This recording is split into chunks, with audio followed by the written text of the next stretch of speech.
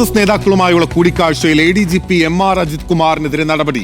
ക്രമസമാധാന ചുമതലയിൽ നിന്ന് അജിത് കുമാറിനെ നീക്കി. നിലവിലെ ഇന്റലിജൻസ് ADGP മനോജ് എബ്രഹാമിന് ക്രമസമാധാന ചുമതല നൽകി. അജിത് കുമാറിന് ഇനി സായുധ ബറ്റാലിയൻ ചുമതല മാത്രമാണുള്ളത്. എന്നാൽ ഉത്തരവിലും ADGPയെ സംരക്ഷിക്കുന്ന നിലപാടാണ് സർക്കാർ സ്വീകരിച്ചിരിക്കുന്നത്.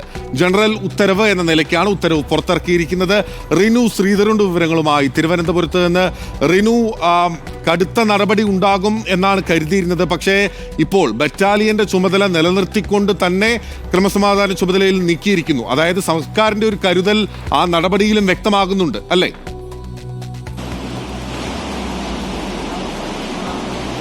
തീർച്ചയായും ബിനിൽ, ഏറെ രാഷ്ട്രീയ സംവാദങ്ങൾക്കൊടുവിൽ ചർച്ചകൾക്കൊടുവിൽ നാടകീയമായിട്ടുള്ളൊരു ഉത്തരവ് അല്ലെങ്കിൽ നടപടി എന്ന് തന്നെ നമുക്ക് പറയാം. പോലീസിന്റെ സർവീസ് ചട്ടപ്രകാരം ഈ സ്ഥലമാറ്റം എന്ന് പറയുന്ന ഒരു നടപടിയായി കണക്കാക്കാൻ കഴിയില്ല എന്നുള്ളതാണ്.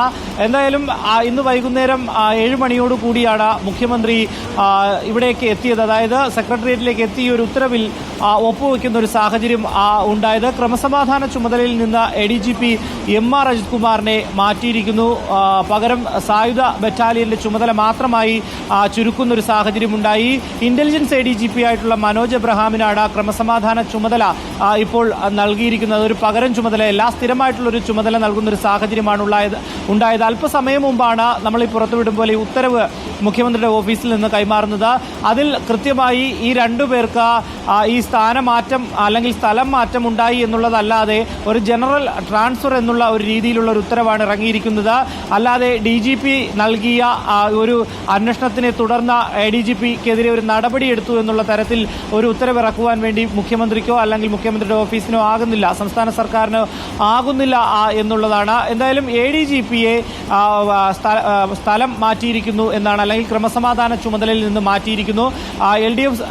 LDFന് ഏറ്റൊരു വിജയം, അല്ലെങ്കിൽ LDFന് വലിയൊരു വിജയത്തിലേക്ക് എത്തുവാൻ കഴിഞ്ഞു എന്നുള്ളതാണ് ബിനോയ് വിശ്വം പോലും അല്പസമയം മുമ്പ് പറഞ്ഞത്.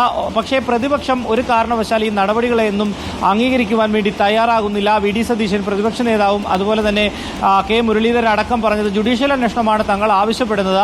ആ ജുഡീഷ്യൽ അന്വേഷണം നടത്തുന്നതുവരെ നിലവിലുള്ള പ്രതിഷേധവുമായി മുന്നോട്ട് പോകും എന്നുള്ളതാണ്. എന്തായാലും നാളെ നിയമസഭാ സമ്മേളനം നടക്കാനിരിക്കുകയാണ്.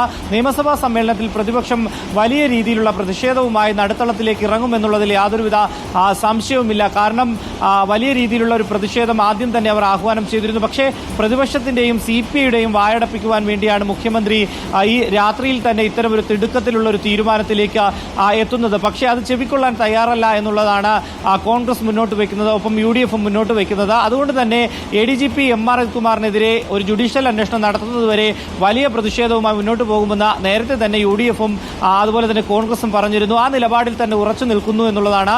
എന്തായാലും ഏകദേശം 36 ദിവസം പിന്നിടുന്നു ഇത്തരം ഒരു ആരോപണം വരുന്നു.